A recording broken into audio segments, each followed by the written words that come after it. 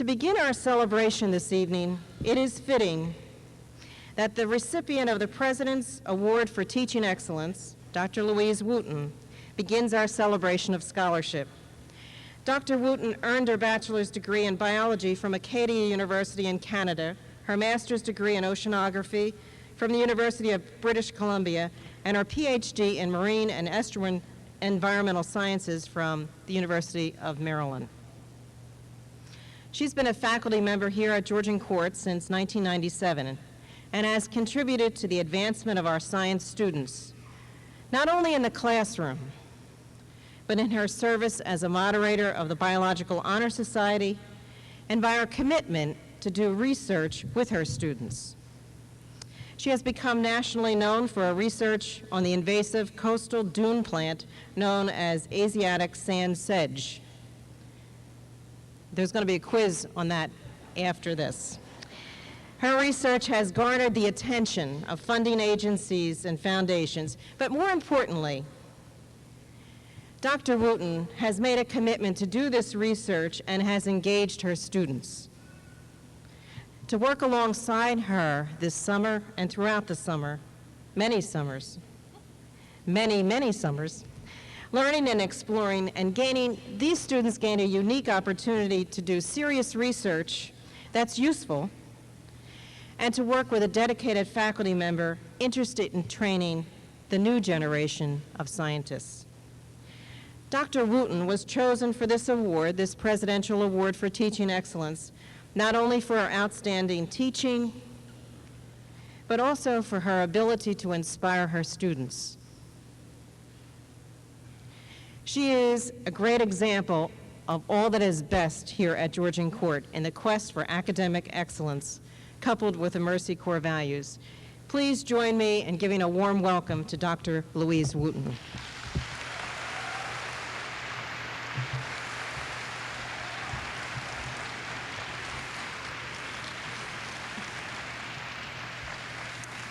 Wow, it's a very tall order, this.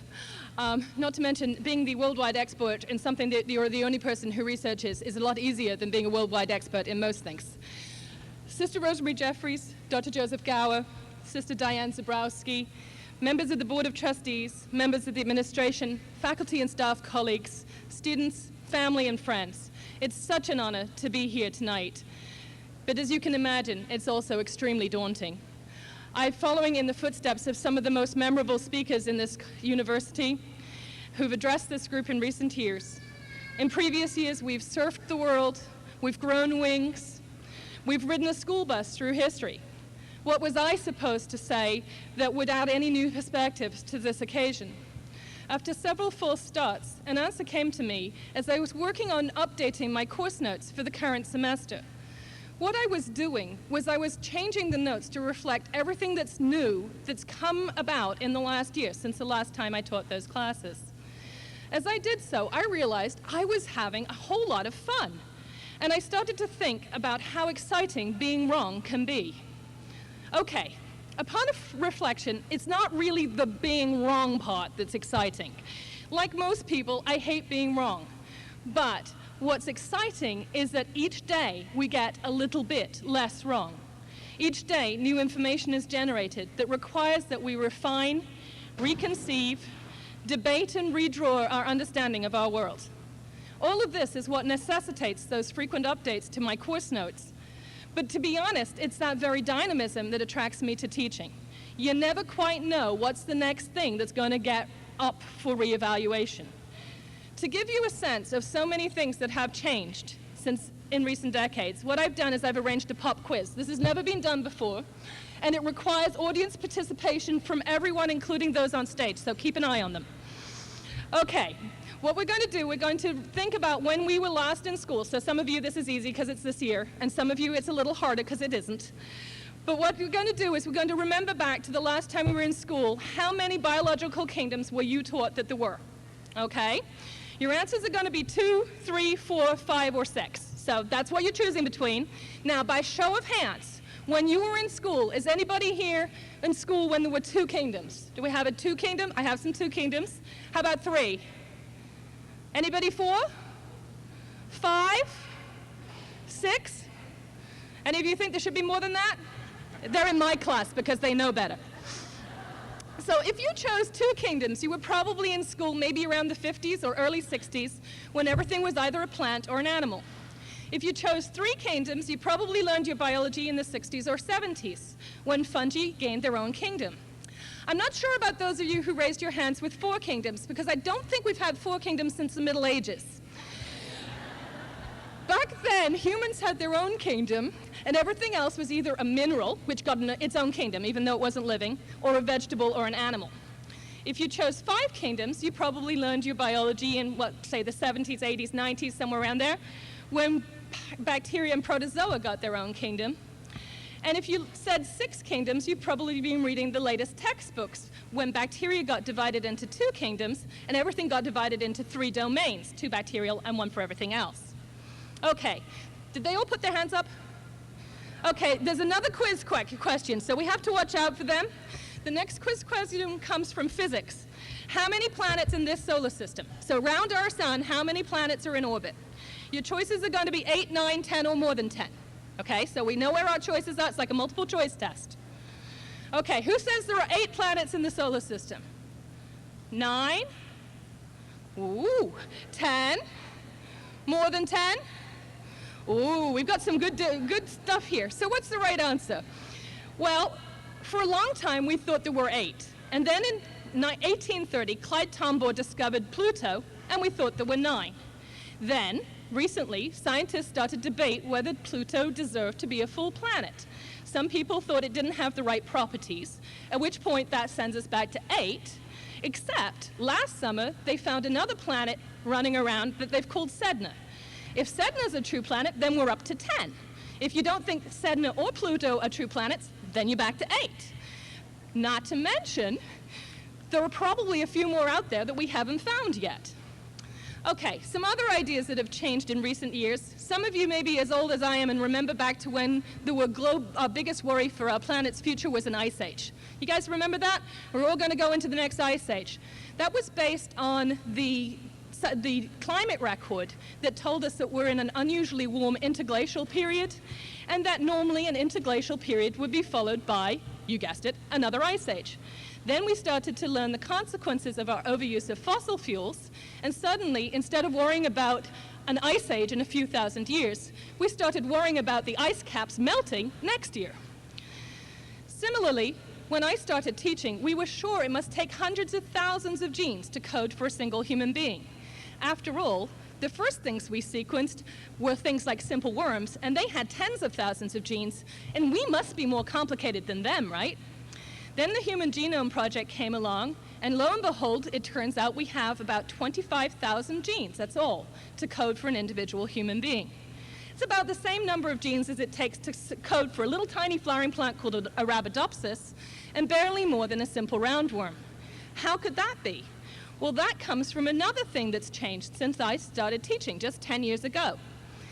10 years ago, the idea that one gene coded for one enzyme was pretty much a well-established hypothesis. Now we know that genes work together. Each one creates fragments that can be spliced together in different combinations and permutations to build a variety of different proteins. Consequently, each gene can code for parts of many proteins, and so it only takes a few genes to code for the complex variety of proteins it takes to make you and me who we are today. Okay, so I thought I'd go for an easy one. Until last year, I was sure I could teach there was no photosynthesis at the bottom of the ocean. Everyone knows there's no light in the bottom of the ocean. Water absorbs light in the first couple of 100 feet. The ocean is thousands of feet deep. There couldn't be any photosynthesis down there. And then, last year, lo and behold, scientists found photosynthesis at systems called deep-sea hydrothermal vents, powered by the heat light, basically, that's coming from the hot water and molten lava that spews out from the ocean floor. And then there's the story of human evolution. Every year I teach that story, it gets more interesting and more complicated. Who were our most recent ancestors? With which other bipedal apes have we shared this planet over time? What drove their movements around this planet? Many of you will remember just last year the discovery of a little pygmy hominid that was living in Indonesia as recently as 18,000 years ago, completely different from our own species. As we learn more about this planet's history, the answers to questions about our own ancestry, as well as many other questions, become both more complicated and more interesting. Students generally enter a classroom assuming that someone, somewhere, knows the right answer. All that they have to do is to learn from their professors, from their textbooks, go to the library, read the literature, and somewhere there'll be the answer to any question they might want to ask.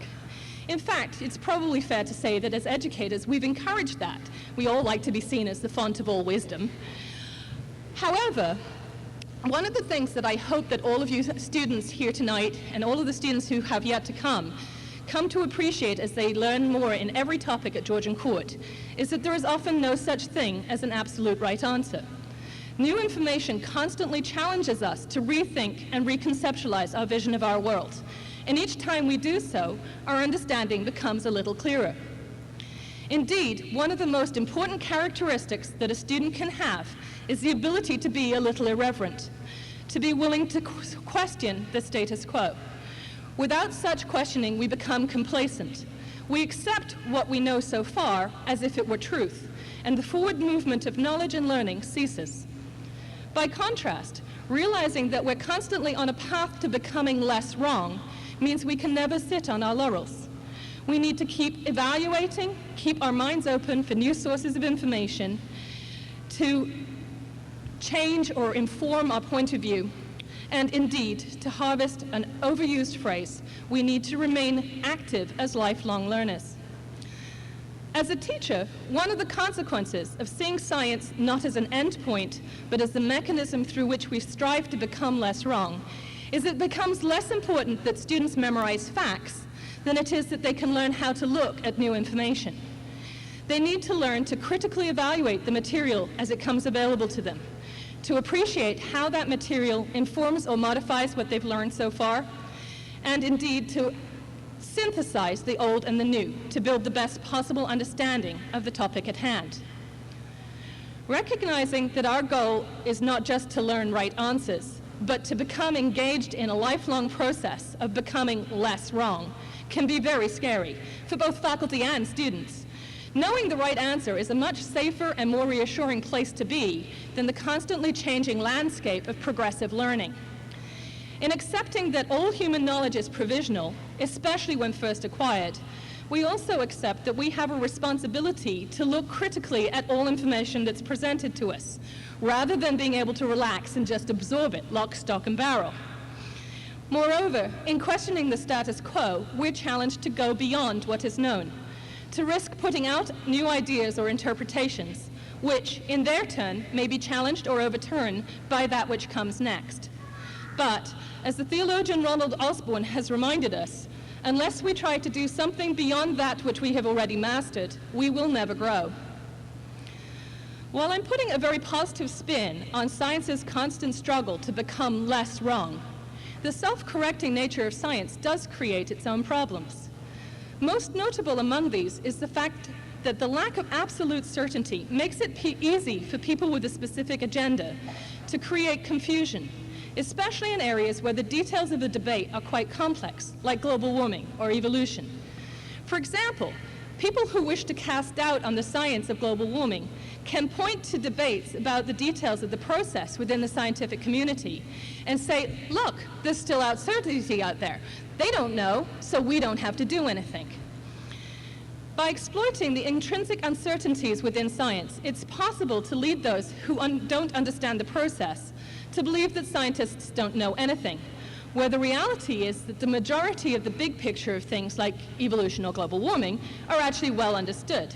There are just some details that are still being worked out. Thus, I think that one of the most important roles of a liberal arts education is to teach students how to interpret and understand both the weight of evidence for the central ideas in each discipline and the nature of the uncertainties that are still being worked out, to help them see that while the process of becoming progressively less wrong is frustrating, it's also incremental, that the body of firmly established knowledge is much greater now than it was 100 or even 10 years ago.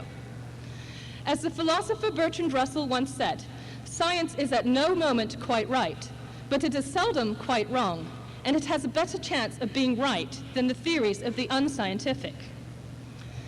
Finally, it is my greatest hope that all our students can come to understand that we all have a role in the process of becoming less wrong. By seeking out not only the points of view with which we are familiar or comfortable, by opening our minds to new information and new ideas, critically evaluating those ideas, and assimilating those facts which are worthy and valuable, we can all become part of a global movement toward becoming less wrong. We can all become informed voters, teachers, lifelong learners, and hopefully some of our students will be inspired to join the ranks of professionals who, by their investigations, questions, enthusiasm to try new things, their willingness to be wrong, will help nudge our understanding of this world still further toward the goal of being less wrong than we are today. So, in conclusion, I challenge all of us to keep questioning what we know so far, to keep seeking to increase what we do know in each of our disciplines. I hope that we will all step up to the plate and take on hard questions, knowing all the while that we may not solve them. To quote a passage from Westward Ho by playwright Samuel Beckett, we must be willing to try again, fail again, but fail better. Thank you very much.